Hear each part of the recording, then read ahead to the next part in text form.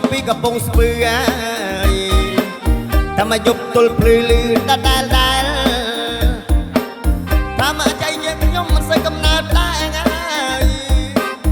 លឺដែលតែមកយប់ទល់ភ្លឺអីសង្កវាយផ្កាញចាញ់តែបើអូនសោចស្ញាញ់បងសោចស្ញាញ់អីសង្កវាយផ្កាមកដឹងអើយតែបើអូនសោចស្ញាញ់បងសោចស្ញាញ់អីសង្កវាយផ្កាកផ្លោកតែបងលេចផ្លោកអូនលេចផ្លូវអីសង្កវាយផ្កាស្ដៅអើយអូនត្រឹមចេញផ្លូវបងចេញដល់ផ្លោកអីសង្កវាយផ្កាបដៀងด้วยทำไมมันก็มีกาวกระจายไอ้สังก็ว่าการละไปไว้ทำไมมีเจ้าปัดทำไมตามเกย์เราไปโล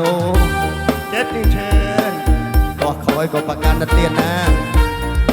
ไม่ใส่จะบอกกับปูบักสบายจงเมาถ้าใจយើងខ្ញុំមកពីកំពង់ស្ពឺไงតែតែមកយប់ទល់ភ្លឺលឺដែលถ้าใจយើងខ្ញុំមិនសូវកំណើតដែរលឺសូវដែលមកយប់ទល់ភ្លឺហើយសង្កវាយផ្កាចាញ់តែបើអូនសោចស្ញាញ់បងឲ្យសោចស្ញាញ់ហើយសង្កវាយផ្កាមិនដាច់